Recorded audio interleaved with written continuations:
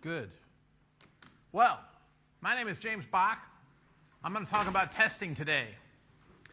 Has anyone here ever studied testing at all? Taken a class in it? And raise your hand if you've taken a class in testing. I know you have, Oliver. You've taken a class in testing? You're taking it now. There's a class in testing right now in school? Anthropology and standards. Standards, okay. That's useless. Totally useless. You don't learn anything in there that you will ever use again to actually help society do anything. And I am absolutely serious. It is completely useless. If I had my power, if I was empowered by the United Nations, I would abolish classes like that. But you might want to humor the professor, don't tell him I said that, or he'll feel really bad. But actually, it's completely useless. And what the ideas that are used in that class are 30 and 40 years old, and they didn't work 30 and 40 years ago. They don't work today. They didn't work in 1990 when I first criticized them and was first ignored by the people who were using them. And they didn't work in 1995 when I criticized them again in writing and in conferences all over the world and was still ignored by the people who used them. No, I'm going to talk to you about testing today. I'm going to talk to you about real testing. So get ready. All right? A little bit about my background. First of all, I love the sign that says Dr. Bach. I'm a high school dropout. I'm not a doctor. I am opposed to the whole idea of PhDs, as a matter of fact. So I love getting little pictures of these signs because people assume I'm kind of famous as a tester. They assume that I must have a great deal of academic achievement. But no, I'm an academic revolutionary. I'm the only high school dropout who's written a book about being a successful high school dropout. Okay, not a lot of high school dropouts do that.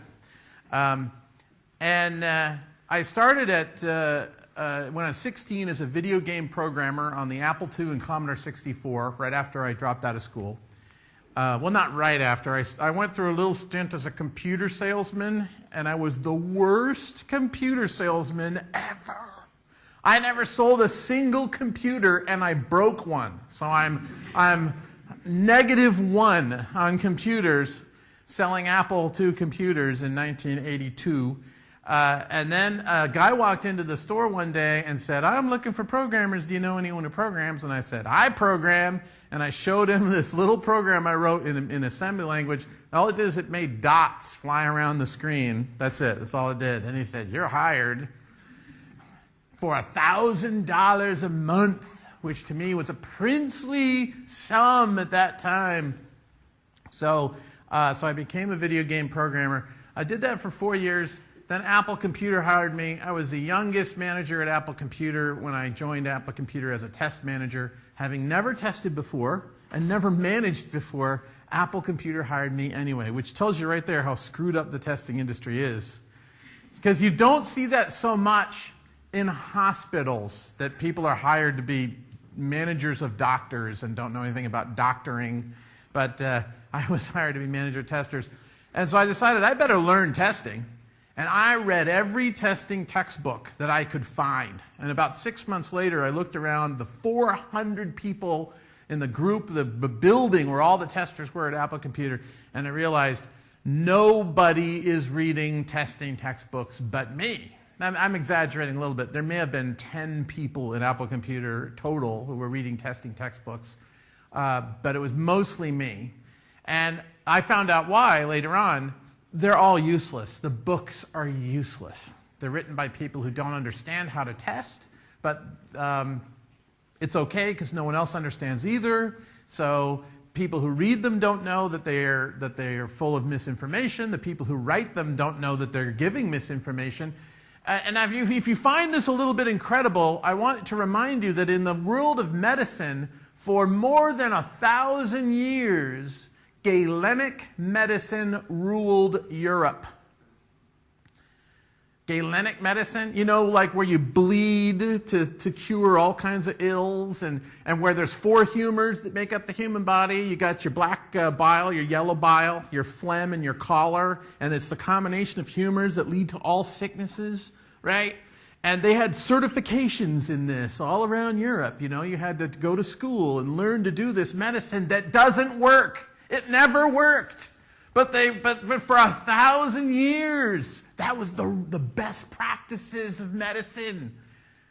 Until when? Until some people, after the scientific revolution got started saying, hey, wait a minute, this stuff doesn't work. What really is going on in the human body? And in the last 300 years, the entire world of medicine has been revolutionized because people started saying no to the textbooks that were wrong. And that's what I'm doing now in the testing industry.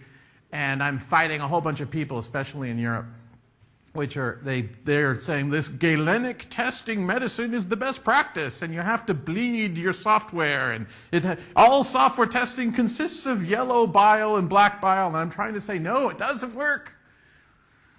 So I stand before you to try to reframe things for you, and thus create even more trouble in Europe. So if you were expecting something different, ha-ha! All right, let's get started. Let's take a look at this. Here is a simple flow chart. And I want to start very simply here and just ask you a question. If you had to test something represented by this flow chart, how many test cases would this take? Can anybody call me an answer? 2. Why 2? What are the 2? Yes, no. Yes, no. You want to do yes and no. And what will that accomplish by doing that? You get all the boxes and all the lines. Yes. All right, so you will have achieved what they call, do you know the technical term for what you've achieved? You've achieved decision coverage. You've also achieved predicate coverage. You've also achieved all path coverage by doing that. So there's 3 kinds of coverage just by doing 2 tests. Anyone else have a different answer than 2? Or do you accept 2? Yes. What are the 5 you'd like to see? Not 5 tests.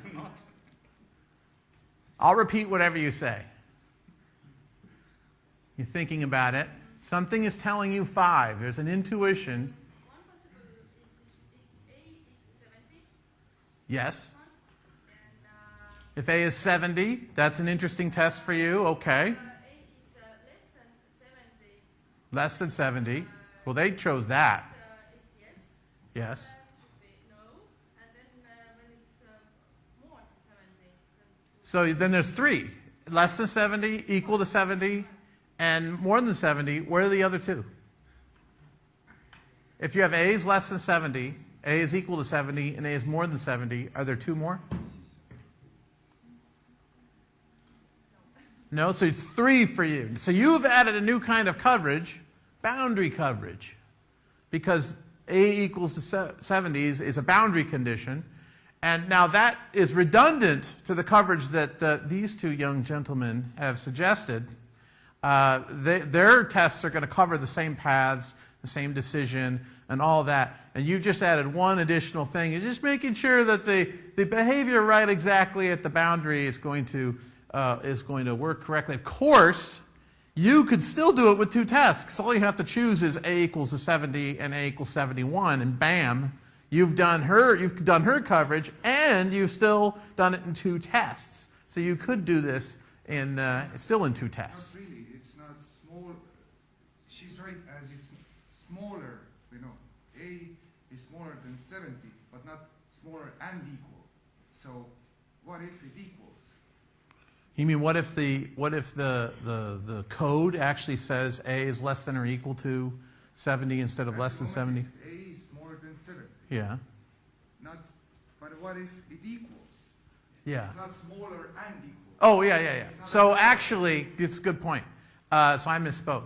It's because I changed this exercise last night. So I have to up. This is the first time I've ever done this exercise in public. This is my beta test of this exercise.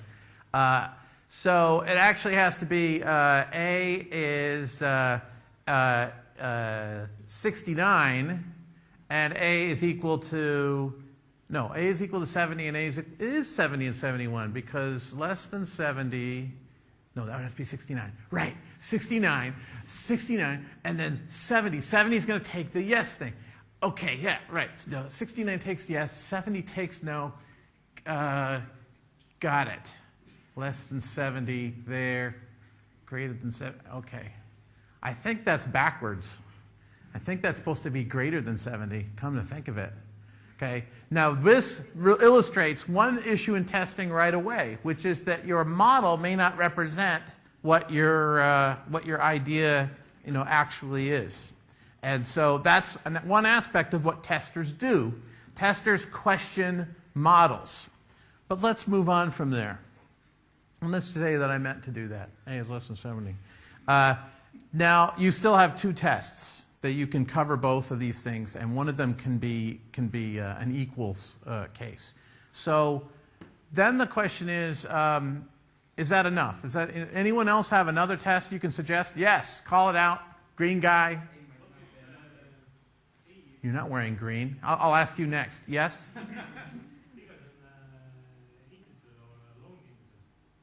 Now, how is that going to cover something that's not already covered? Bigger than the long integer, bigger than the longest possible integer. So, in this case, bigger than what, 18 quadrillion or whatever it is. And how is that going to cover a new path? So, if it doesn't cover anything new, why are you doing it?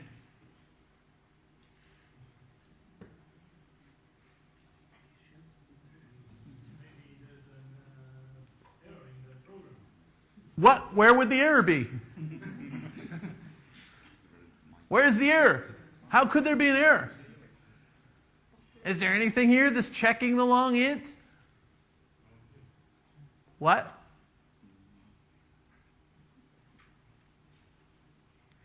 Your intuition is telling you something, and your intuition is correct, but you can't yet put it into words, so you're going to get a good half point for that. How about you, sir? Do you have an idea for another?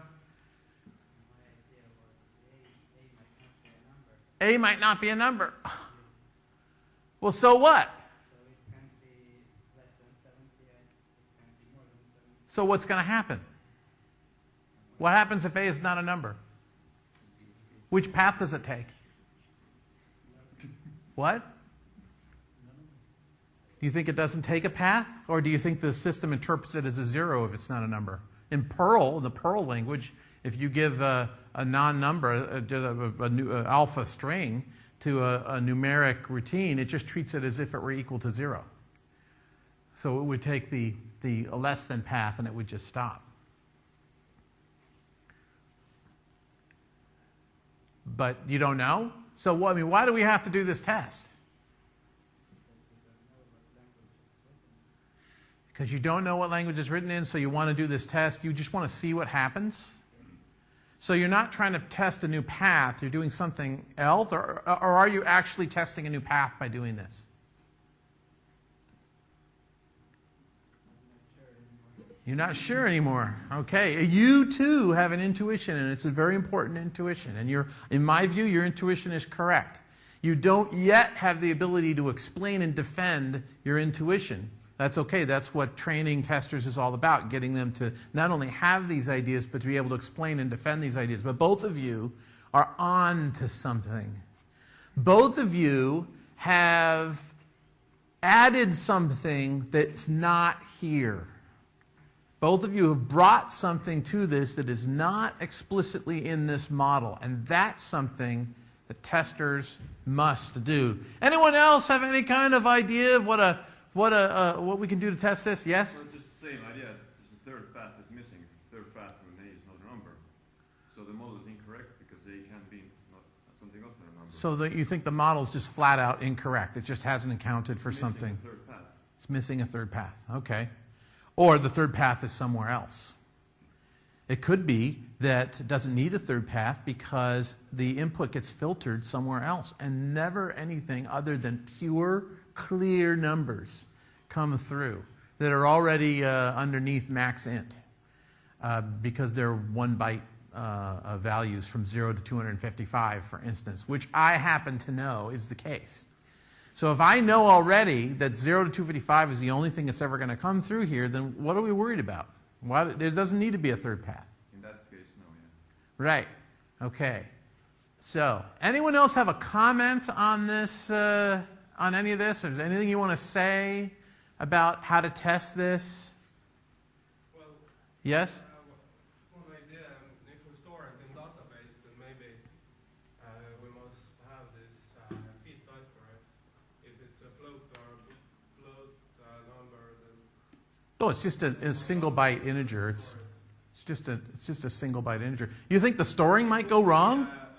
float number will be less than 70, and we can't store it on an integer type of feed, for example. Okay, good. And this test is actually very important because it won't be stored at all. But, Okay, so you're questioning the storage stuff. Okay. All right, well, let me tell you something that several of you have implied, but you're not saying outright, and I want to say it outright for you. This is not the system that you're testing. This is a picture. And pictures aren't the systems that you test, or if they are the systems that you test, they are a tiny, tiny part of the system you test. Testers are not here to make up stories about rumors. We're here to encounter reality. That's what testers do. They discover the ground truth. Somebody gives me something like this. You know what my first impulse is? My first impulse is, what is this thing? Can you tell me about this, please? What is this? What's going on here? So let me give you a little extra information about this. This, a fully qualified context-driven tester would do. They would say, well, I don't know how many test cases it would take. I don't even know if that's a reasonable question, but I'll tell you, if I'm figuring out how to test it, first thing I want to know is, where am I? Did you just kidnap me, put a bag over my head, bring me to an undisclosed location, whip the bag out, and now I'm staring at this flow chart? Probably not. Probably I know something about what's going on the project. So if you pose a testing problem to me, to make it a realistic testing problem, I've got to ask, you have to tell me what's going on the project. Here's what's going on in the project. This code that I've asked you to test, it's part of an experimental system, okay? It's supposed to defend a spacecraft from space junk. It's part of this elaborate defense radar system. Okay, the system continuously evaluates potential threats, and there's these 50 processors that are running, continuously evaluating threats from a threat server connected to all the radar dishes, and then stores them in a threat database, which is then handled by another system. So this is the system that does the filtering. The code I just showed you is running on each of the 50 processors simultaneously. Okay, now that you know that, you might have different ideas about how to test it. You might do things like, well, let's saturate all the processors. Let's get a whole bunch of threats going here and see what happens when this code is running on all these processors at once. Now that we know that it's a distributed system, and it is a distributed system, there's ground-based radar systems, and there's a system on the spacecraft itself, and data flying all over the place. Well, now what you should be doing is asking yourself, well, what's going on? Well, first of all, who calls this? Let's find out what the calling context is by clicking on this.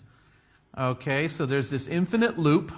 Well, that's a problem right there. Maybe you want to exit this system once in a while, take it down for maintenance, but there's no way to do it other than to, cut the power? If the processor is available and data is waiting, then create a new processor object, run the threat tester program, which is the program that you just saw, and then kill that processor, which hopefully will free up all of its memory and restore it to a state of readiness, but maybe it won't. That's another part of our testing. So that's what's happening outside of this routine. Let's look what's happening inside each of these boxes. You have this box called input A. Well, look at all the things it's doing. You have to establish a connection to the data server, acquire the next data record, handle any errors. Then there's an analysis process that comes up with a letter grade, which is that single byte value. This process takes between 25 milliseconds and 10 minutes to do for each threat. Translates that into an ASCII code, which is the explanation for why I use 70 there, because I'm looking for letter codes that are from A to F that we want to store. Except this is reversed. This should say greater than 65 and less than 70. So I've actually messed up the program, which that, by the way, is a real bug. I actually didn't. I put stuff in here that are fake bugs, but that is a genuine mistake I made, which just proves my point, doesn't it? That you should never trust any picture a developer shows you. They say, here's my intent, and you can look at it and go, is that really your intent? And they go, oh, yeah, I always reverse those greater than and less than signs. And isn't it a good thing that the tester asks about that? Isn't it a good thing? That what it means to be a professional tester is to be a professional skeptic. We are not in the belief business. We are in the observation and inference business. You want the belief business? Become a marketer. Become an academic. But you want to be if you want to be a tester, then when people who are in positions of authority tell you things, you don't believe what they say, ever. I honor what they say, but I don't believe it. I use what they say, but I don't believe it. Belief is a sin for testers. Now, I hope that you're getting the idea that each one of these boxes might have a little hot link and might have some additional information. Like if we look at the actual code here, we say that it's, less than or equal to 70, and look what it is. This is the opposite of what the flowchart says, because this says it's going to store the threat, and it doesn't just store a single byte; it's storing the whole threat record. It's actually it's sending the threat handle, which then copies the whole threat record. So it's not just a single byte that's being stored. This whole idea of store A is an oversimplification. It's like pseudocode. The developer is just giving you shorthand, but that's not really what's going on when you look at the code. And also you see that it's less than or equal to. So that's just completely wrong. What does the storage mean? Well, we have to establish a connection to the server, wait for credential validation. You might think here, why is it designed for credential validation on a spacecraft? Are you really worried about space hackers here? There might be a performance issue there. Okay, so there's a bunch of things that are happening. Anytime you see a box in a diagram, you have to ask, what's going on inside that box? A box is an abstraction. Okay, here's my point. First of all, 2 test cases? What are you, crazy? I know why you said that. You said that because you took some kind of class, and in that class, some professor is talking about what's called basis path testing or decision coverage testing, and that's the correct answer on the ISTQB thing, okay?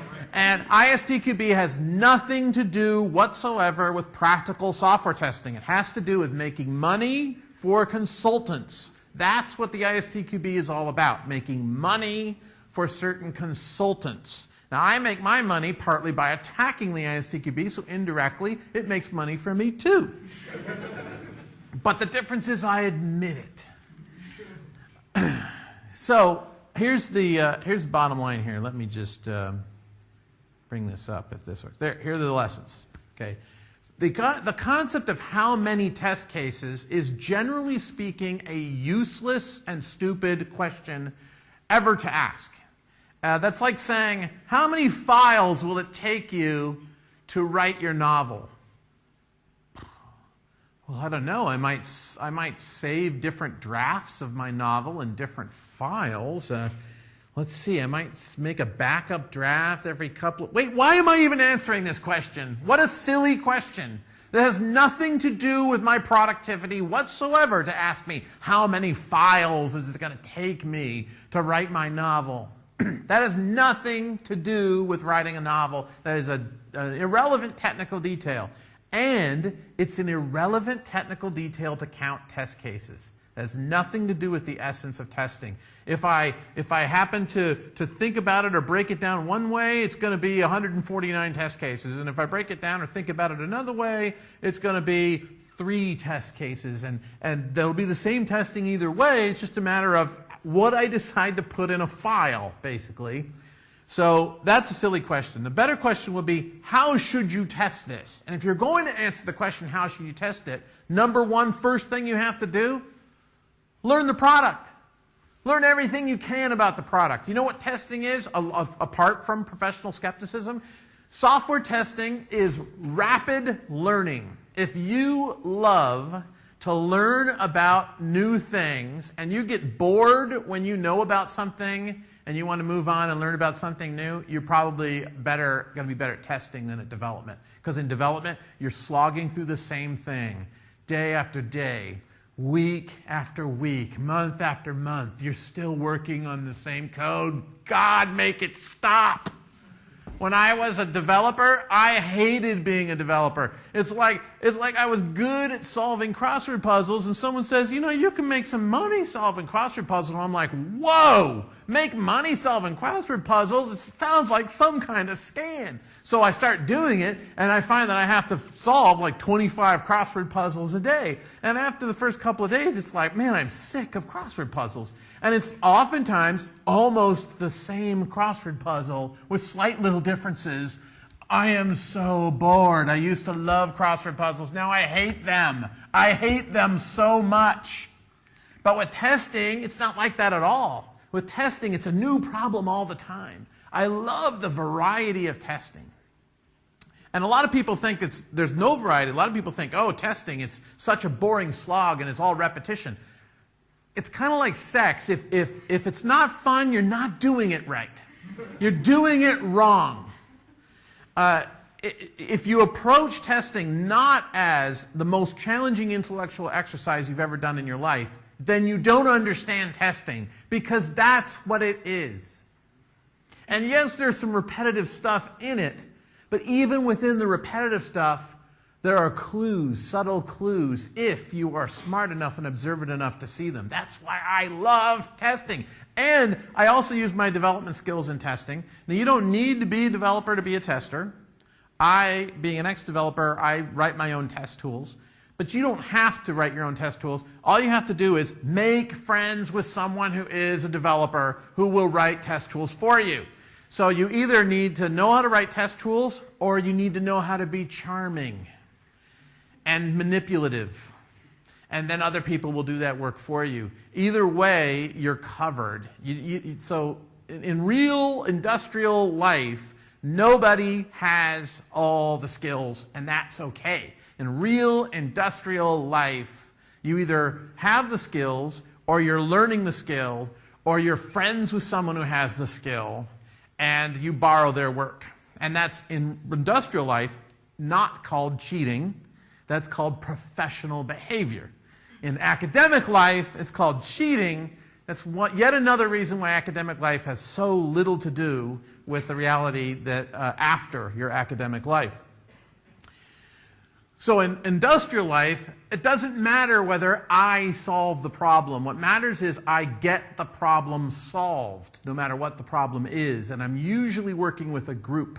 So when I come into a situation, I size it up the way Miyamoto Musashi, or is it Masashi Miyamoto? I never know which of his names is his first name. But there's a guy, he lived in 1645. He wrote a book called The Book of Five Rings. And the Book of Five Rings is all about how to win duels to the death. He starts out his little book, which you can read in 45 minutes.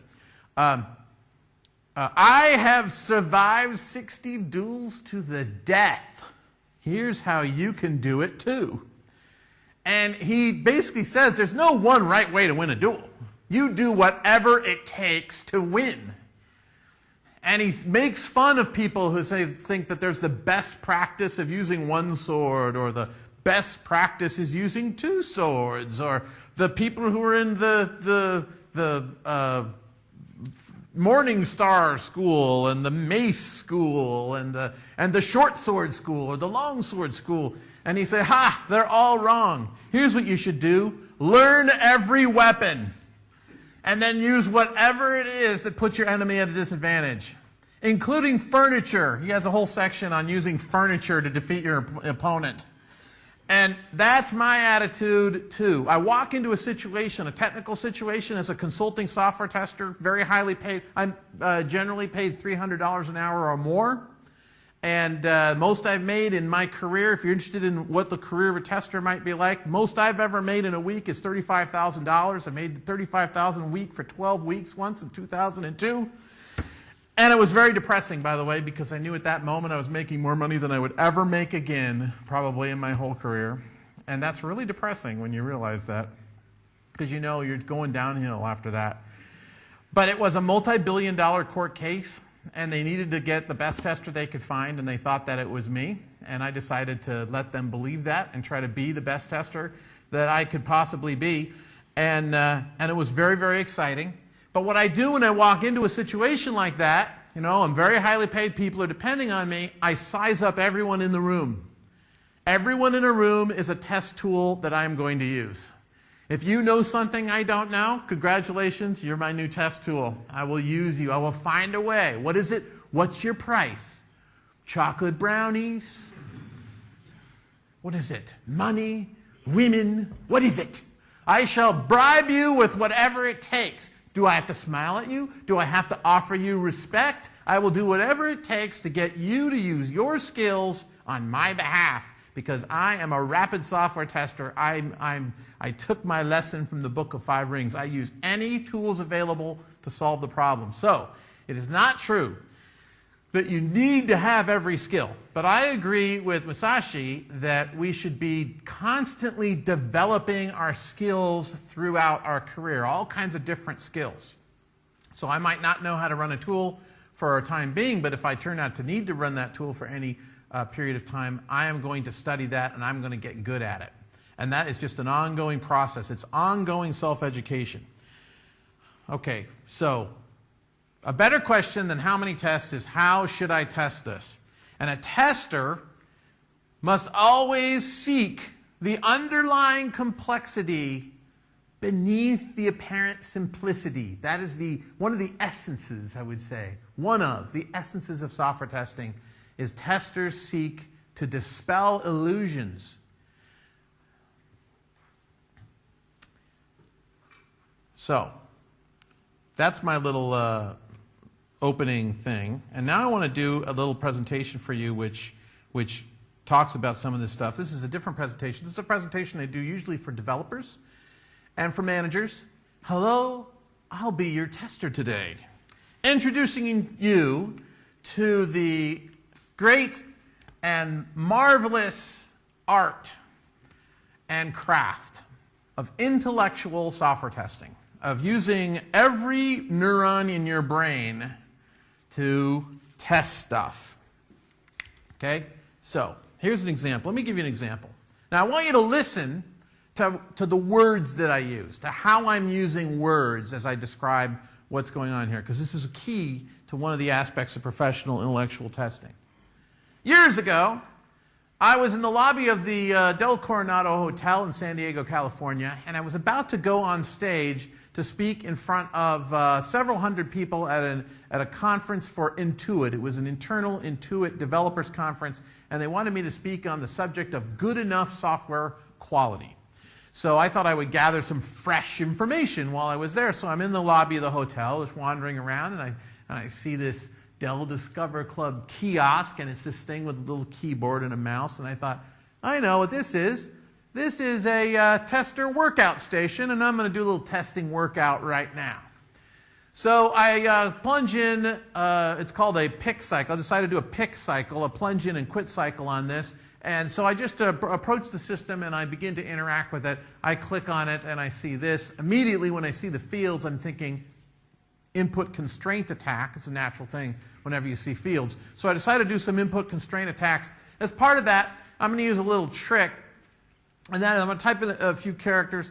I'm going to go Control A, Control C, Control V, Control V, Control A, Control C, Control V, Control V. So if I just hold the Control key down and just go A, C, V, V, A, C, V, V, A, C, V, V, every time I do that, it doubles the input. Pretty soon I've got several thousand characters in each of those things, and I say submit, and it seems to accept it. There doesn't seem to be any performance issues. So I shrug, and I decide to defocus, and I do a little click frenzy. I do a left click frenzy, I do a right click frenzy. When I do the right click frenzy, a click frenzy, that's where you move your wrist like so, and move your finger like this on the mouse clicker button, and just click all over the place. Just go crazy with the clicking, okay? That's one of the many quick test heuristics that I use. Well, when I did the right click frenzy, look what I found. Now, when I see this, I immediately think rumble strip heuristic. Am I right? The rumble strip heuristic. Now, the rumble strip heuristic, that means that just as on the sides of highways, they put the corrugated strips of bumps so that when you are driving and you drift off the highway because you're falling asleep, your car starts vibrating. You've ever seen that before? They have that here? Or do you guys just fly off the highways? Well, in civilized countries, anyway, what happens is we value life. And it starts vibrating. And when your car vibrates like that, your first thought isn't, I can live with this. It's just a little vibration. Now, your first thought is, I'm flying off the road, wake up. So a rumble strip heuristic in testing means that often when we see small problems, we get excited because it means there's a bigger problem about to happen. And boy, I want to see that happen. So I want to pull the steering wheel even farther and see if I can get this thing to fly off a cliff. All right? So I see this. It's not a big problem, but it's an empty error message. And that means the developer maybe was falling asleep at the wheel there. So maybe this developer hasn't fully thought through the code that's involved here. So that leads to something called error message hangover testing.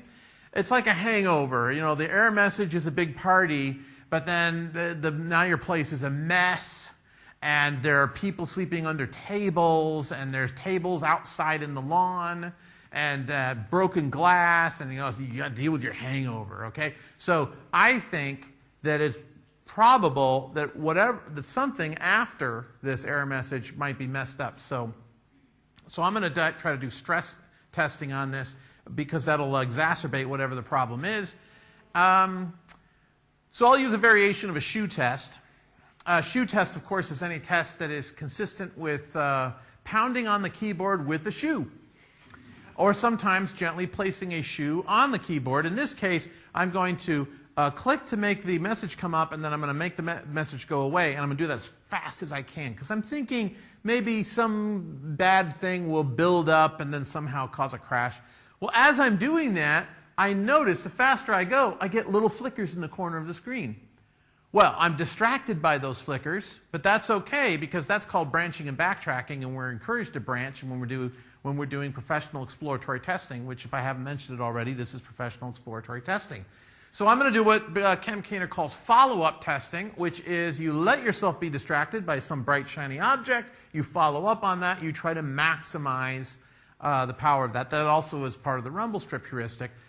So I come up with a theory of this. That's called conjecture and refutation. I conjecture that perhaps this flicker is related to timing, so I begin varying the timing of my clicks and enters, and lo and behold, I find out that if I right-click on that screen within 1/5 of a second of pressing enter on that error message,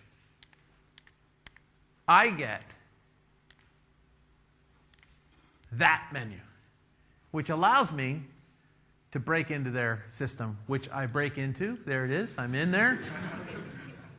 Picture's a little blurry there because I had to snap the picture quickly. The stormtroopers had been alerted. Sirens were going off. And so the total elapsed time to gain full control of this computer from walking up to it is 7 or 8 minutes. Now, this is the kind of thing that hackers do. This is the kind of thing that computer gamers like to do. It's the same kind of thinking. There might be some people here who've played computer games before. I don't know. I see some people who might have that that kind of dazed look of computer gamers. I discovered recently, a few weeks ago, when I took my son to an emergency software testing situation.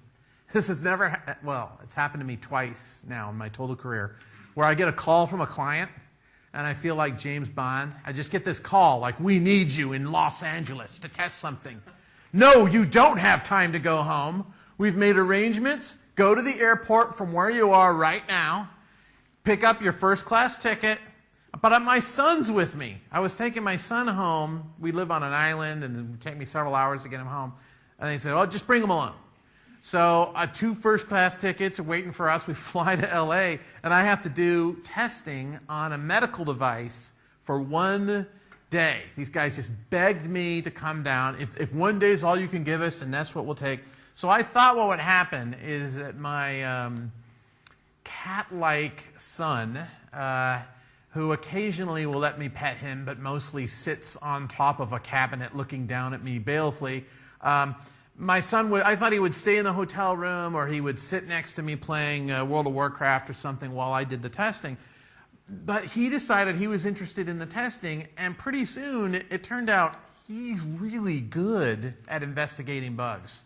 He's a natural at it. Maybe 13 years of figuring out video games is actually a good education, because he was looking at it as like beating a boss on level 39 or in some dungeon in Azeroth, you know. He was looking at this as a real challenge. He would find a bug. He'd say, "Oh, Dad, look." And I'd look at it and go, "Okay, can you do it in fewer steps?" He'd go, "Let me try." And he'd come back 10 minutes later and say, "I got it down to 3 steps." And I'd say, "But it shows an error message." Yeah, you can get around the error message, but can you make it happen so that the error message doesn't even show up? Because that could kill people, and that would be great if we could find one of those. He eventually found an example of a particular bug I'm thinking of that caused a multi-thousand-dollar piece of medical equipment to melt. It melted. It failed. It melted, and we confirmed from the technician that, oh, you've destroyed this piece of equipment. The good news is no one will be killed by that method now because they'll fix it, right? So we were high-fiving each other. You know, that's like one of the ultimate good things about testing medical equipment. If you can find something that could have killed a patient, then that's very, very good news for the tester. Bad news for everyone else. Well, sort of bad news, you know. They also don't want to go to jail, and they also don't want to kill people. But it feels like bad news to them because they go, oh, there's a problem in the product. But testers are high-fiving and going, oh, you know why testers high-five each other when they find a bug, a really bad bug? You know, it's not because we don't like developers. It's not, you know, that's what developers think, but that's not true. It's because on that day, at that moment, we go, yay, we're useful. Because most of the time, a tester doesn't feel very useful. I mean, you have to really work at it to feel useful as a tester. It's kind of like being a guidance counselor in school. I mean, most of the time you know that your life is meaningless and none of the kids are going to listen to you and all your aptitude tests are wrong. But once in a while, you know, you actually give a kid advice and then they contact you 20 years later and go, that was great advice. It changed my life, you know. And you go, wow, I was useful. Something happened and I did it right and it was useful. So testers are like that too. We often have trouble feeling useful, but when we find a huge bug, we go, yes, today they won't fire me for non-performance. So that's terrific. And maybe tomorrow I'll go back to not being able to find another bug, like a gold miner who's just wandering around with a donkey in the wilderness, hoping to make a big strike. So what I've just shown you is I've shown you a little cycle of exploratory testing using skills that video gamers have, but there's something that I showed you that video gamers don't do, that my son can't do yet. And that is, I explained what I did in specific technical language. I can tell a story of software testing that sounds effective and compelling and professional. And I wrote up an account of what my son and I did at that medical company. And I sent it to my son. I don't know if he's read it. I hope he has, because I wanted him to see, look, what you thought was just playing around with the system, look, I've turned this into this professional-looking report that makes it look like we meant to do all this stuff. Okay? And that's part of professional software testing, is to tell a story about the testing, a compelling story.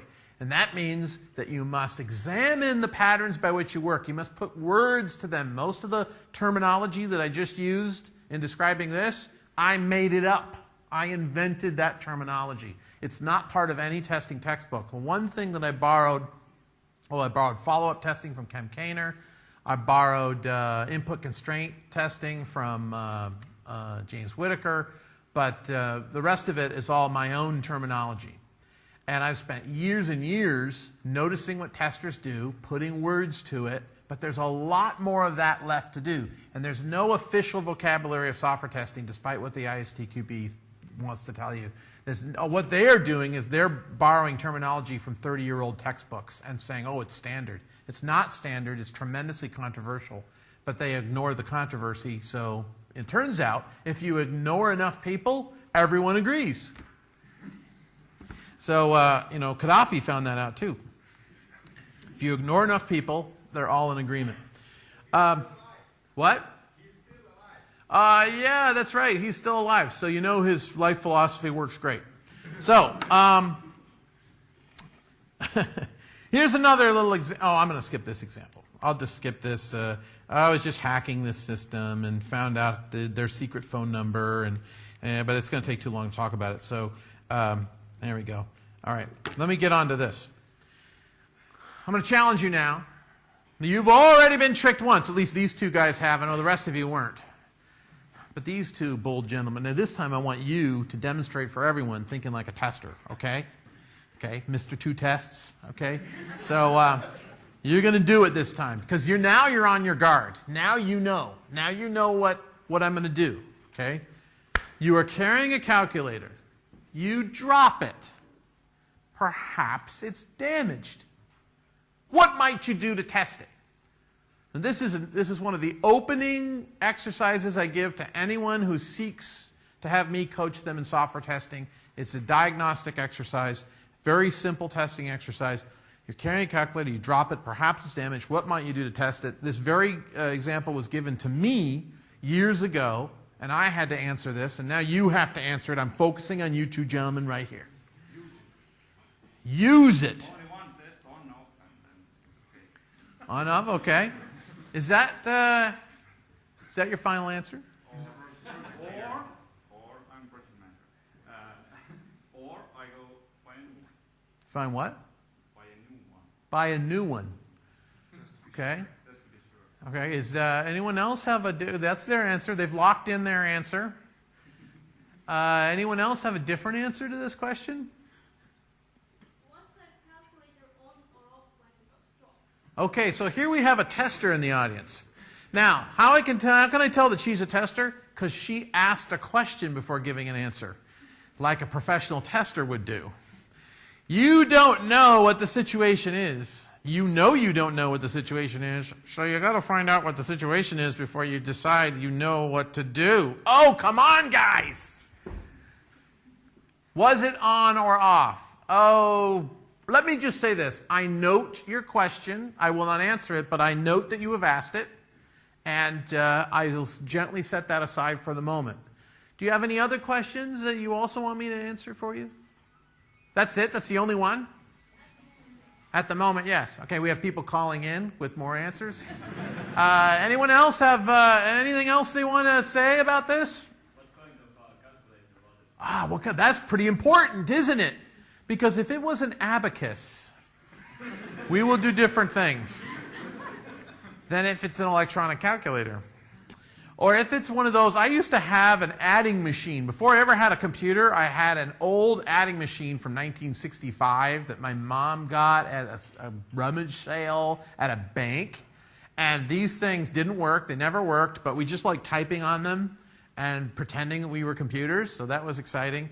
If it was a calculator like that, it weighs like 40 pounds. Drop that thing, you might do something quite different. Of course, in that case, we already knew it was broken when we dropped it. If it's broken when we dropped it, and if the reason why you were carrying it was you were carrying it to the dumpster to throw it away, you're probably not going to turn it on. You're probably not going to pick it up and use it. You're probably going to just kick it toward the dumpster. And then when you get to the dumpster, maybe you'll lift it up and put it in. And knowing what state it was in at the time you dropped it might affect things, what kind of calculator it is. Sure. Anything else? Yes? What? How is that relevant? Where was it dropped? How is it relevant where you're dropping it? Ah, very good. Very good. Now notice what I did. She asked a question. I asked what is the relevance of that question. So she can't just guess questions. She has to support and defend her question. In this way, I'm finding out how she really thinks. And so if you drop it into the water, say the Indian Ocean, and it floats down 10,000 feet down into the depth, I'm probably not going to worry about testing it after that. Or maybe it's a calculator designed to sink down into the water, calculating currents or something, and I drop it, perhaps it's damaged. Well, perhaps it is damaged. It's always a possibility that the thing we designed to drop into the water might be damaged when you drop it into the water. What might we do to test it? Well, why don't we check the telemetry, because it's beaming continuous telemetry back up to us.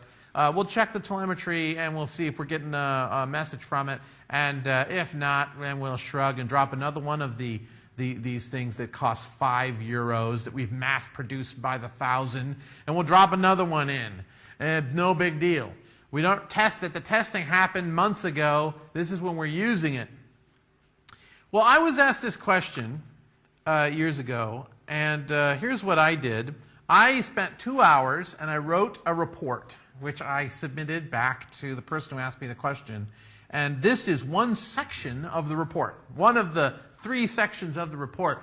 Okay, well, I want to understand the assignment, and I'm aware of the possibility I've misunderstood it, so let me interpret it back to you. And I have a bunch of questions. What does it mean to drop it? When did I drop it? Did I drop it on a surface with a hard surface with a force that makes me suspect something? Did I drop it into a disruptive chemical environment, a biological environment, radiological environment? Was it connected to anything else at the time? Did I detect anything while I was dropping that leaves me to suspect a problem? Is it ruggedized? Is it mine or someone else's? Maybe it's someone else's and I don't want them to know I broke it. What am I using the calculator for? Maybe every calculation doesn't have to be correct anyway. Maybe it's my job to test calculators. And my answer is, I follow the test plan, of course. I dropped it as part of my drop test. Now let me offer you a couple of exhibits. Watch this. This is a calculator. Watch. Let's see if it works. Oh, it works. Yeah, I'm not really worried when I drop something like this. Of course, it depends how you drop it. Look, edge on. Wait, edge on. There, see? Kind of absorbs the impact. Huh? I did this in a store once with one of these, and it actually wouldn't work after that. But I've never seen one break since then. Here's another one. Here's a Let's Calculate children's calculator inside a protective packaging. Oh, no!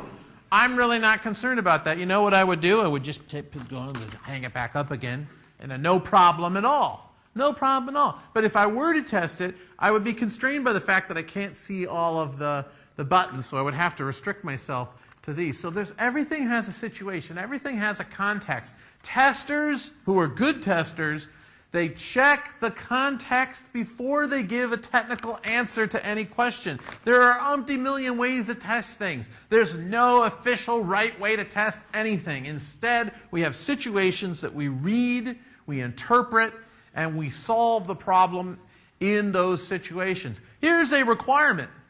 This requirement is a real requirement on the medical device that I am testing. As a matter of fact, this is the one I went to LA to test. And this is one of the requirements for that. The system shall operate at an input voltage range of nominal 100 to 250 VAC. And I like to ask people, how would you test this? How would you test against this requirement if you saw it? Now, I'm not going to actually engage you. And normally in my class, I would engage people in a discussion about this and take good 10 minutes on this. What I'm going to do here now is I'm just going to tell you that here's a really bad answer. Try it with an input voltage in the range of 100 to 250. And here's why this is a bad answer. This answer requires absolutely no thinking. This is a mechanical answer. It's generated mechanically. It's just basically taking the requirement text and putting the word try it in front of it. Putting the words try it. That's essentially all that was done here. It does not actually engage the issue at all. Good testers don't just take requirements and add the word verify in front of them and then try naive things. Instead, good testers break down requirements. They model them in their heads. I look at something like that, I go, what's the system? I need to understand that system. I got to learn the system. What does it mean to operate the system? I need to learn that. Input voltage range of, okay, looks like I need some kind of special equipment to control the voltage coming into it. What's that equipment called? Turns out it's called a programmable power supply. And we have one in our shop. It's called a Variac. Yes, oh yes, we have a Variac programmable power supply. Sure, did you need one? I didn't know that. So I've got to identify the need for special equipment. Then I have to decide what I'm going to do. And notice this says 100 to 250. Well, some testers like to say, well, let's test at 90. And I go, why? Why would you test at 90? It's outside the requirement. Are you just making up requirements?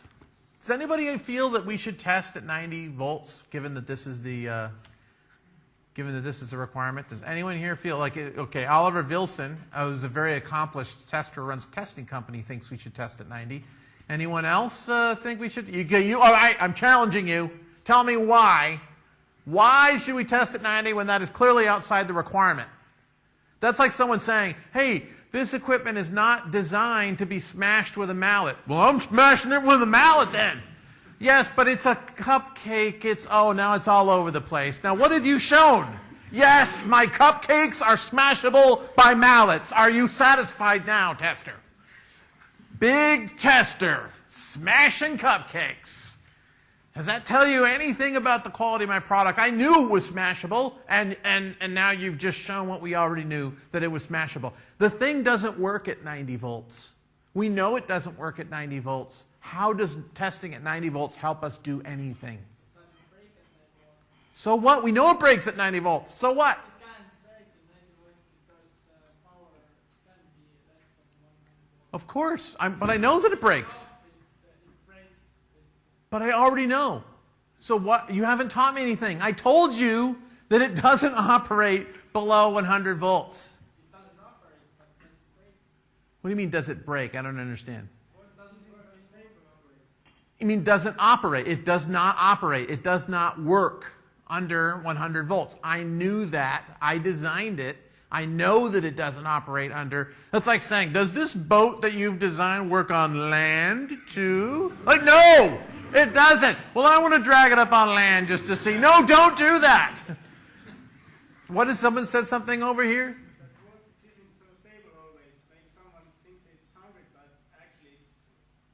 Well, yeah, but so what? I told you it only works when it's within this range.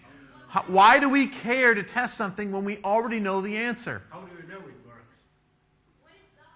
What? What if it does work? So what? Then it's like free extra functionality, I guess, but it doesn't have to. Why do we have to know everything? Why? Why do we have to? I already say it probably doesn't work. If it accidentally works beyond the engineering tolerance that is specified, then, that's gravy. It's like an airplane might be designed to go only 150 knots, so the small airplane. And, okay, maybe it won't disintegrate until you get to 165 knots, but don't fly it over 150 knots. And you put that as a do not exceed speed, and the pilot knows not to go faster than that speed. So what's the point of testing beyond situations where you know already that it won't work? The question is, does it not work, or does it explode, killing a lot of people? Finally, you say something that's brilliant. Thank you. I knew if I gave you 3 chances, the third one would work. He's got it. You see, it's not just that the system, it fails outside the requirement. We know it's going to fail outside the requirement. If it doesn't fail, then we would go, oh, well, it doesn't fail, but we don't expect it to work. But that's not the issue. The issue is that there's another requirement, an unwritten requirement. It's usually not written, and it goes like this: thou shalt not kill. It's one of the commandments, I guess.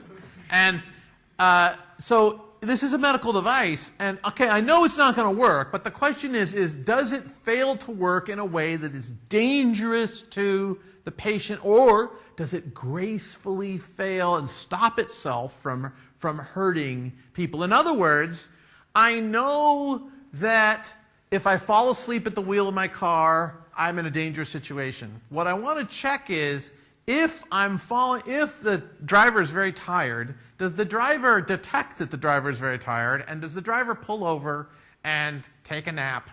Or does the driver just fall asleep at the wheel? You know, I want to know what happens when we take it down to that level. You're not inventing requirements. Notice that I'm not testing outside the requirement. I never test outside requirements, but I do test unwritten requirements. They're real requirements. And if it explodes, that would violate a requirement that may not be written, but it darn well is important. So what I'm saying here is that every time I look at requirements as a tester, I don't just numbly copy them into something called a test case. It's not simple like that. Instead, I'm questioning it, I'm modeling it in my mind, I'm imagining different ways it might interact with other things, and in so doing, I'm expanding the world beyond what is written down explicitly for me. That's a big part of a tester's job, to make the world clear. So you have something which is the world that is described. That's the world that's in the spec, right? And you have something that is the actual world. And the tester's job is to compare the actual world to the world that's described. But this isn't the whole story, is it? There's more to it than that, because we also are interested in the imagined world. People have ideas in their head. Some of those ideas get explicitly written down, and other ones never get explicitly written down. The tester must be aware that the spec they're looking at is but a slice of the world that they must cope with. So I'm testing the actual against the imagined. In other words, the actual world against the intended world, and as well as testing it against the described world.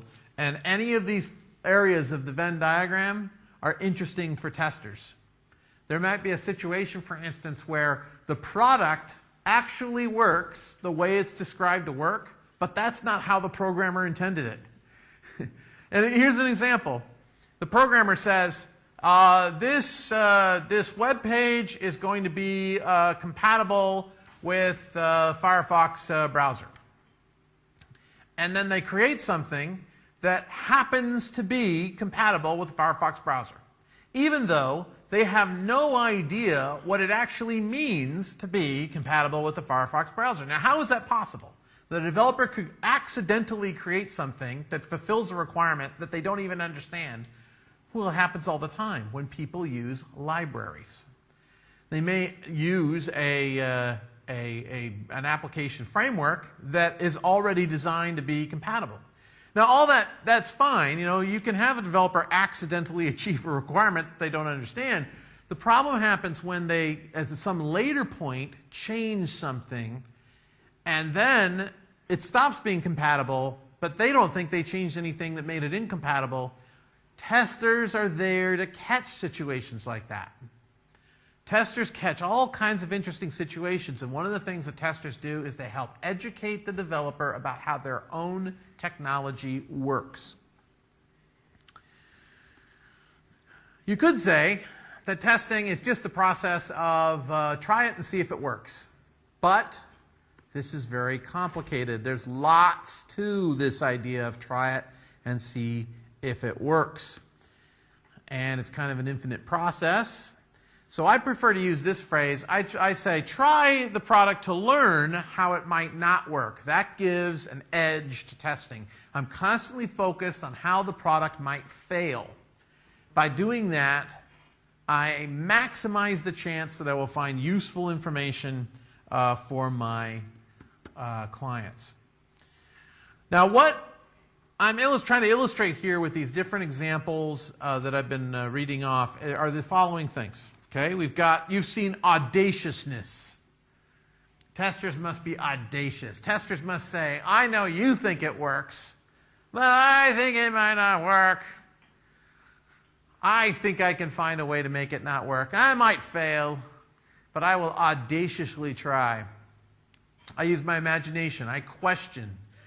I'm rapidly learning about anything I encounter. I'm making sense of what happens and creating stories out of that. I'm telling those stories.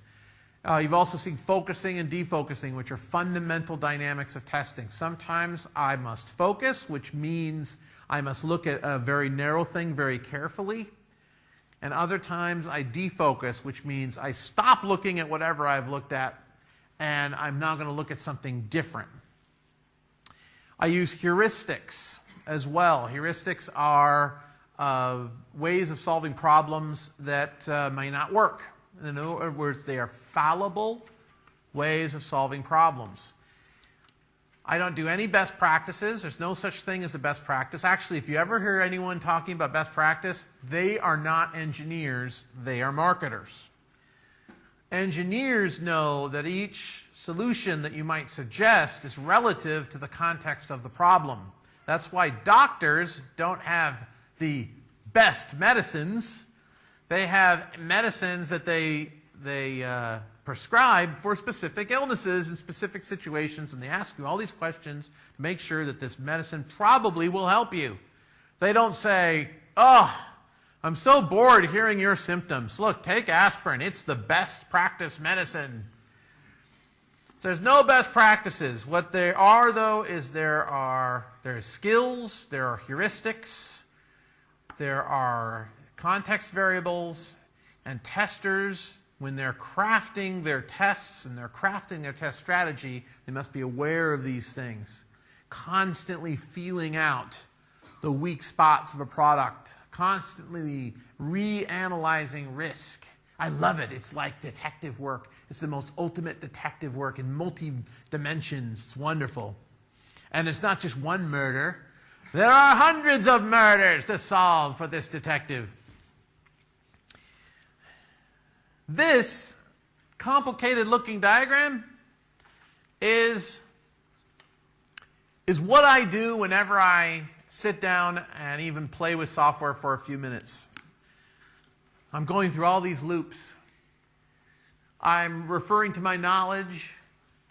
I'm analyzing what I know. I come up with experiments. I ask questions of the product. I get answers. I form my testing story, which then guides my testing. I check with other people, and their ideas guide me. Lots of complicated things are going on. Even if I never write down a test, even if I never make a mark on a piece of paper, even if I just stand here and test off the top of my head, all these complicated things are going on. Testing is a highly interestingly structured activity, even if you do it entirely improvisationally, entirely ad hoc. It's still a highly structured activity. Sometimes people use the word structure when they're trying to criticize the things that I do. They go, well, I use a structured approach. What they mean by that is they use an approach where they understand the structure of it. And they don't understand the structure of my approach, so they go, oh, there's no structure there. It's kind of like a giant cockroach standing next to you going, I have a skeleton unlike you. And you say, well, I have a skeleton. And they go, you look pretty squishy to me. And you go like, no, I see the confusion, giant cockroach. You have what's called an exoskeleton. Your structure is clearly visible to the outside eye. I have what's called an endoskeleton. My structure is within. And they go, oh, you're just using rhetorical tactics to try to fool me. You really have no structure. You're like a jellyfish, aren't you? And then you punch the cockroach and spray raid at it and kill it. And you don't have to worry about that anymore. Also, giant cockroaches can't live very long because they can't breathe well when they're that big. So don't worry about it. Now there's 4 loops. There's 4 loops. There's a self-management loop here. There's a testing loop, looping between analysis and experiment. There's a learning loop, looping between knowledge and analysis. There's a collaboration loop between analysis and other people. These loops are all part of professional exploratory testing, and most of testing is exploratory. There are lots of people, you'll run across people like this if you read any books about testing or if you take testing classes at institutions like this. You're going to hear a lot about test cases. You're going to hear a lot about writing down tests. And most of testing is not written down. Most of testing remains tacit. Only a small part of it ever gets written down. And to write down a test makes that test vastly more expensive. So it's a dangerous thing to write down tests. Economically, it's very dangerous. I mean, imagine that you could only eat something if you log a description of it before you eat it. It's not just that you say, I had mashed potatoes. It's you have to draw a picture of the mashed potatoes, and then you're allowed to eat it. Okay? Eating would become quite expensive. It would become this big production. And you would probably do a lot of secret eating, kind of off the books, or else you'd starve to death. I don't want to make testing so expensive that people won't do it. But if I insist on making my testers write down their tests before they run them, I am making testing expensive, and that means I'm limiting the kinds of tests that they will ever do. And they'll do a lot less tests. They'll do a lot less variety of testing if I insist on trying to document all this stuff. So the art of test documentation is actually an interesting and challenging art. How can we minimize the cost of documentation? How can we minimize documentation entirely? How can we maximize the value of the skills that we have? If anyone here drives a car, you already know that you do this because you were trained to drive a car instead of being given a set of instructions that you have to carefully follow so that they wouldn't have to train you. And then you follow the instructions, you go 10 feet, you stop. Then you read the instructions again, go 10 feet and stop. I mean, your driving would be incredibly slow and inefficient if instead of training you to drive the car, somebody tried to control you with a script. So, I recommend the book if you want to know all about this. There's a brilliant book about this, several of them actually. There's one called The Social Life of Information, which is based on a study of how people learn to repair copy machines at Xerox.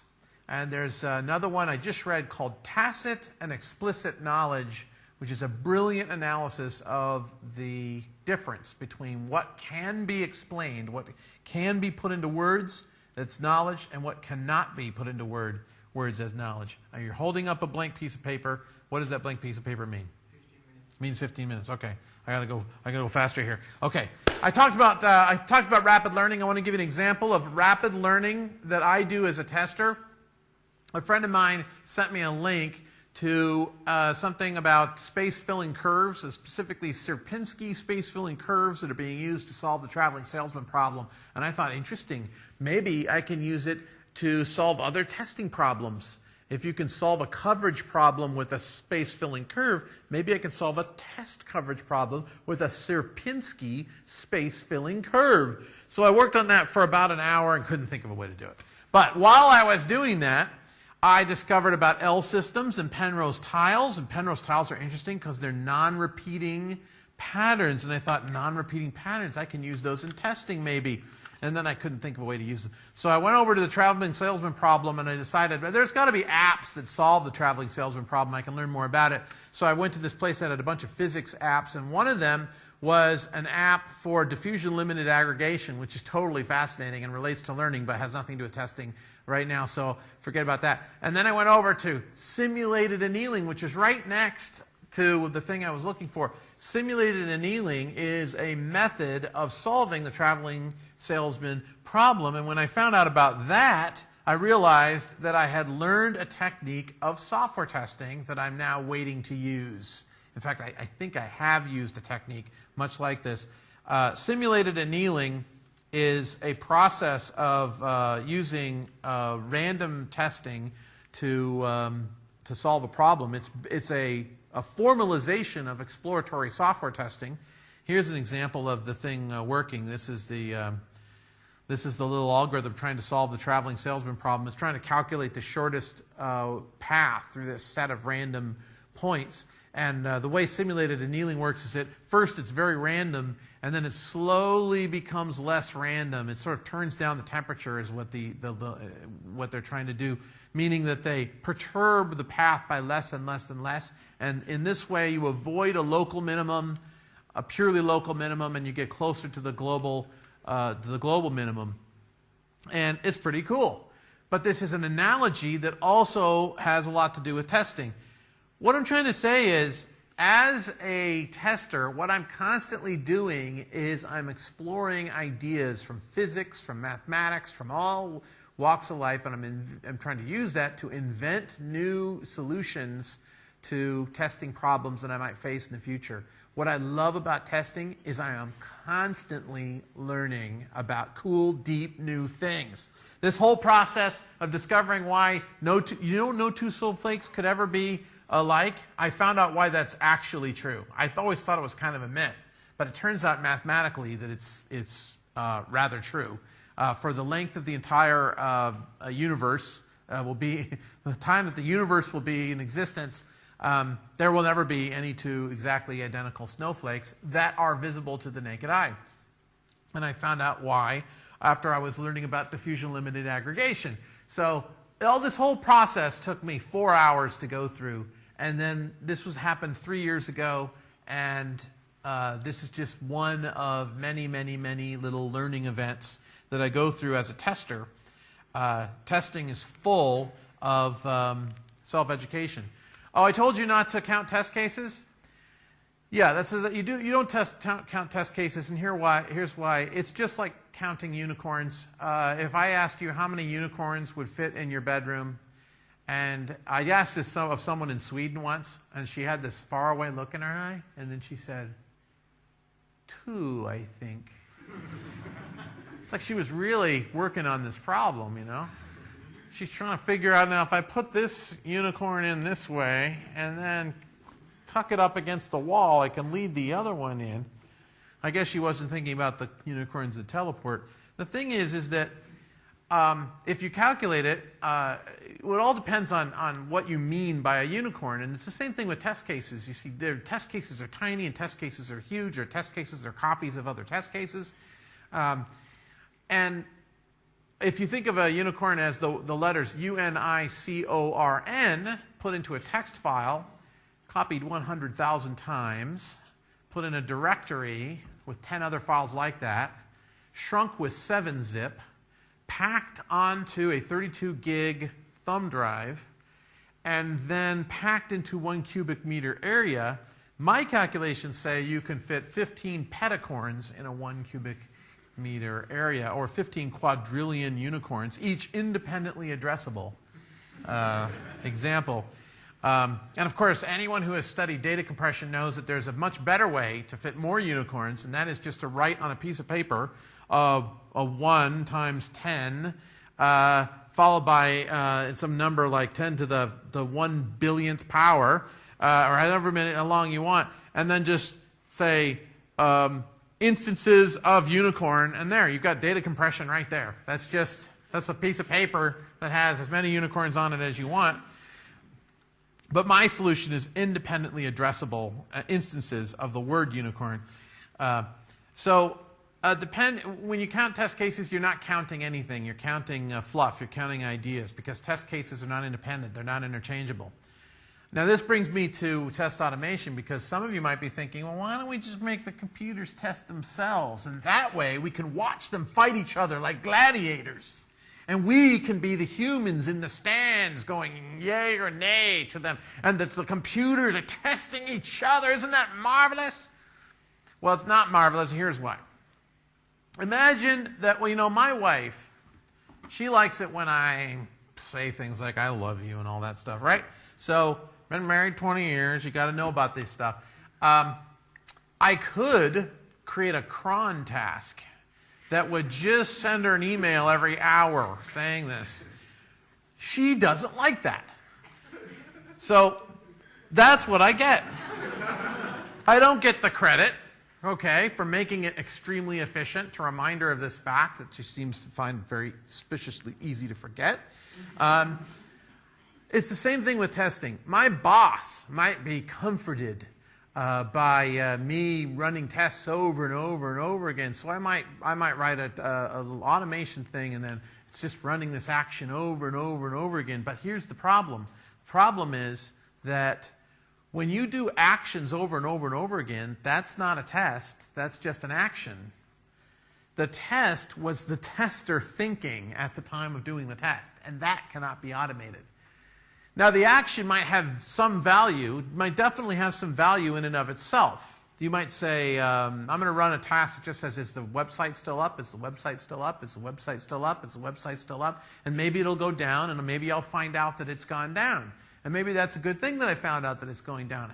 But it's not testing. I think what we should call it is checking. That's checking.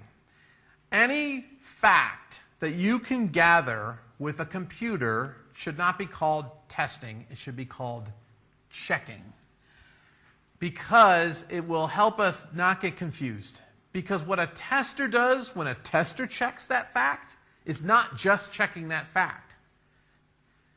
When you personally look to see if the website is up, as opposed to having your script do it, you not only will check if the website is up, you'll also start noticing things like, the website's getting slower and slower to load. That's odd. I brought the website up and it comes up, but part of it's changed. I think we've been hacked.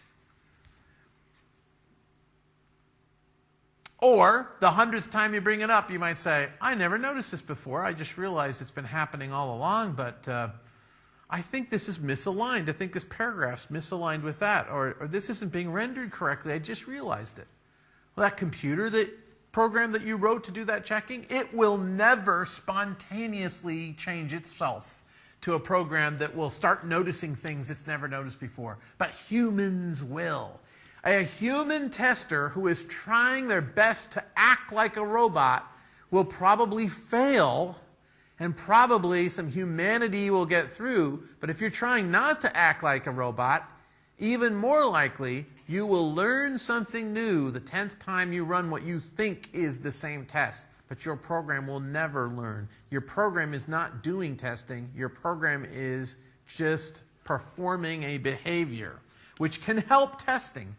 I use test automation, don't get me wrong. It's just that test automation is not automating testing. It's automation in support of testing.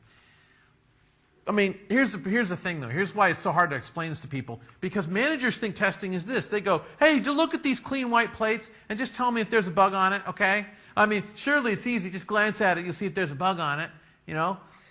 What's so hard? Testers constantly complain about this. It's so easy. Look, I can look at the plate. There's no bug on it.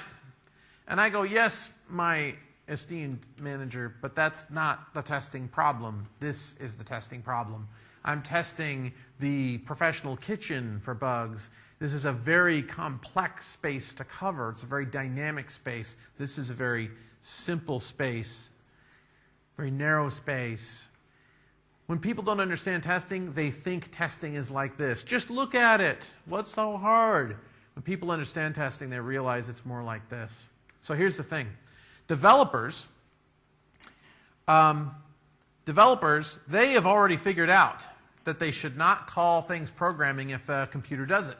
You never hear the programmer saying, I'm going to have the auto programmer take my source file and prepare a program from it. No, they call it compiling. But what is a compiler? It's automated programming. So what programmers have done for years and years and years is as soon as they make a tool to automate programming, they don't call it programming. Programming gets redefined to whatever the programmer does, that's what programming is. I'm doing the same thing. We should call testing whatever it is that testers do, and anything else that supports that, give it a different name. I prefer to use the term checking to remind myself. Every time I say checking, I remember the automated checks can't use judgment and they never learn or evolve. They might be very helpful, but they're not humans. And therefore, we should not get too confident about what automated tests can show us. Recently, the performance tester, there's one performance tester for Facebook. Okay? One person who does that. Her name is Garanka Biedov. And she told me that her bosses told her that she had to automate looking at the graphs, the performance graphs. And she said, no, that's a bad idea. And they said, well, it's okay, we'll have this other guy do it then. So they had this other guy automate looking at the graphs so that they wouldn't even have to look at the performance graphs. Shortly thereafter, Facebook suffered a major performance problem that was not caught because the person who automated looking at the graphs didn't put any alert in case the performance got better, but only if the performance got worse. So one day the performance tests are running, or one evening they're running, and suddenly performance is improved by something like 3 times. It's suddenly 3 times faster than it was yesterday.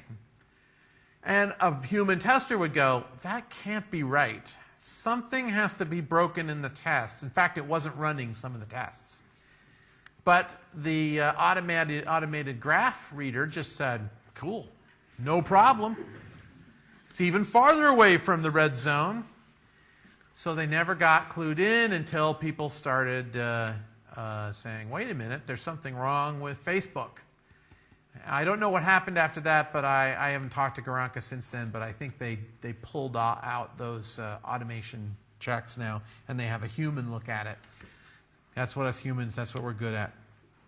Okay, I'm not going to say too much about testers being like Tamagotchi. This is something for developers, and there's a little bug in the Tamagotchi site anyway. A tester must develop their reputation in order to be effective on a project. It's very, very important. Developing a reputation. This comes from the book The Prince. You know, the prince must give striking proofs of his capacity. And I wrote a book about being a buccaneer scholar, which applies the concept of the pirate world to learning throughout your life. So I applied this to buccaneering. Here's a little segment from the book Buccaneers of America, and I like this because it kind of relates to me. It's about this famous buccaneer, and notice what it says. It says, though in his private affairs he governed himself very well, he would oftentimes appear brutal and foolish when in drink, running up and down the streets, beating or wounding those he met, no person daring to make any resistance. So I, as a tester, I'm like that. Though in my private affairs I govern myself very well. I work hard to develop a reputation as a tester that he can test anything. That he walks into the room and the bugs just surrender. Like the first Gulf War. They just surrender. They'll surrender to his boots. I want people to think of me that way as a tester, and that's what you need to do if you're going to develop yourself as a career as a tester. You need to practice testing. You need to be like Miyamoto Musashi. You need to become a famous testing duelist, and there are ways to do this. There are communities that will help you do this. I can introduce you to those communities. And if you do this, you can easily get, at this point in the world of testing, you can easily achieve, with some work, an international reputation as a tester. Right now, for instance, as far as I know, there's one tester in Bangladesh. Now, there's probably a lot more testers in Bangladesh, but there's one who has an international reputation, and I know his name, Sajidul Hakim. And that's just because he blogs and the rest of them don't. And he makes up interesting new ideas, and the rest of them don't. And there's one tester, as far as I know, in Germany. I'm sure there are more testers in Germany, but there's only one that has an international reputation in my community. There more could, but they choose not to. In Estonia, there are several. There's Christian Uba, who's here in the audience, who's a internationally known tester, and Oliver Wilson, who's internationally known. And those are the two so far, although there are some people working for Oliver who deserve to have international reputations. I don't see their blogs, so I don't know. And, there's also Are, although I'm always afraid to say your name because I can't pronounce it. So it's something like Are, or something. Are, Ore. Kind of like Oreo with the letters mixed up. There was someone in Israel, there was a secretary in Israel I had to deal with when I was teaching there, and her name was Chen. And I would say that. I'd say, Chen. And they go, what? Who is that? And they go like, Chen. And they would say, oh, you mean Hen? And I'm like, yeah, that's what I said. They're like, no, you didn't say that. You said something different. You said like pinball or something. We don't know what that is, but you went, Hen. I'm like, there's some kind of ultrasonic sound I can't make. Oh, it drives me nuts. One last thing. Here's my last thing. Whenever I show up as a tester and I want to establish my reputation with developers, I do several things to do my striking proofs of my capacity so that they know they're dealing with someone who's an intellectual, who's a rapid learner, who is no lightweight. And I've worked many years not to be a lightweight. One of the things I do to disarm the developer and charm them into submission is I give them a piece of paper and it has 13 commitments on it. I say, these are my promises to you, sir. And they've never, ever received this from a tester before. No one I've given this to has ever encountered a tester who has ever made any promises or commitments to them. But that's what I do. I provide a service. You're an important client of that service. I'm not satisfied unless you are satisfied. If you're unhappy with my work, I'm unhappy with my work. There, I said it. I'm not the race car driver. I'm the pit crew guy. I know that. I don't have to deal with spinning off the track and crashing. You're the guy who puts the bugs in the product. You know, testers like to say they break the product. I know I don't break the product. I know you spent all night breaking that product, and I'm just noticing the result of your work. I didn't break it. So the pressure's not on me. Pressure's not on me. I know that. So I support you. All the pressure's on you, developer, and I'm going to help you with that pressure. I'm going to support you. I'm going to be the guy you can count on to try to see the best in your software, and also to help you notice how there might be some things that other people won't like in it. Not me. I mean, I love you, but they don't love you like I love you. So let's keep it in the family. Show me the product, developer. I'll complain about it, but you know I love you. It's okay. You can hear complaints from me. Look, when I'm about to leave the house and my wife says, hey, there's a little bit of mustard on your chin, I don't go, oh, how embarrassing. I go, thanks, honey. That's your job. I expect you to do that. Thank you very much. She wants me to look my best. I didn't buy these clothes. I don't know about clothes buying. She figured all that stuff out. So I just wear it and I hope for the best. And if it's not the best, it's her fault. She's support crew for me in that respect. I can't do what I do unless she does what she does. And I support developers I work with. So I make a list of all these things that I promise to do. I'm going to learn on my own as much as possible. I'm going to try and find important problems quickly. I'm going to write clear, respectful problem reports. I'm going to, if you have special requests, developer, I'm going to try to fulfill those special requests. I will never fake my work. I will always do work that I think is real and useful. And if I'm asked to fake my work, which I sometimes am, I refuse to do it. You will be asked to fake your work too. Everybody is asked to in their career. When I say fake your work, someone will say something like, create a bunch of test scripts, written test scripts, and you'll go, but I really can't do that because the product's really not designed yet. But our process says you have to create the scripts, so just do something. And my response is no. I will not do that. I will not make documentation that is useless. Under any circumstances, I will never do that because you pay me too much. But if you only paid me, let's say, €2 an hour, I'd be happy to do any fake work you want. But you pay me so much money that I must only do my best work and not waste your time or anyone else's or pretend to do things that can't be done. This is stuff that's hard to say to your employer when you're new and young. But the older you get, the easier it gets, I find, and the less patience you have for bad work. Okay, well, let me just wrap this up. What I've tried to show you is some of the thought processes that go into being an excellent tester. You need to think laterally. You need to think vertically. You need to learn things quickly. You need to become excellent at asking questions.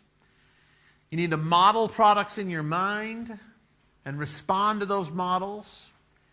I haven't had time to demonstrate some of the finer points of test design and that sort of thing, but I have demonstrated some examples of testing and specifically talking about testing, because your ability to talk about your testing is critical to how well you are thought of as a tester. Google me. You'll find out that I am considered a world expert in software testing. You'll find out if you count the hits. Not that they matter, but I do get the most. I get more hits than anyone with respect to software testing. Type in anyone's name. It could be like Mahatma Gandhi. Oh, I blow him away. Like, great man, not in software testing. Okay? Like, how about Julius Caesar? No reputation at all as a tester. Okay? Compared to me. So I have a reputation as a tester. People think I'm a great tester. It's not because I am a great tester, because they don't know. They've never seen me test. All these people citing my work, they've never seen me test. Or maybe a few of them have here and there once in a while. They see glimpses. Why do they think I'm a great tester? Because I talk really well about testing. I'm aware that that's not the same thing as being a great tester. So I have a secret program that I'm working on secretly, which is to actually be a great tester. And I work on that really hard because I don't want to be exposed as a fraud. But the thing is there are a lot of people who are really great testers, and they are unknown in the industry. Unknown. Because they don't know how to talk and explain themselves. So I encourage you, first of all, come into the world of testing. I think you'll enjoy it. If you are a strongly intellectual person with a short attention span who loves to learn new things all the time and solve puzzles, then you'll really enjoy being in testing. And if you have some development skills, all the better. And a lot less pressure is on you than will be on you if you try to build things. If you are going to be a developer, try to insist on getting testers who work for you or work with you who are intellectual, rapid learners who like to solve puzzles. We need to hold testers to a higher standard. And as you encounter the ISTQB, I hope you will notice, as I have, that it is almost content-free and says nothing whatsoever about skills and pretends as if testing is all a bunch of words that you have to memorize. And most of the words will be rather useless, I predict. But maybe some of them will be useful. I just think if you never heard of the ISTQB, you'll be better off. And you'll be a better tester, and you'll be more educated than if you study the ISTQB syllabus, which is 40 years out of date. All right. That's what I have to say. That's my challenge to you from across the great Atlantic Sea. Good luck, and I hope that you could get out there and get involved in the testing community. Thank you very much.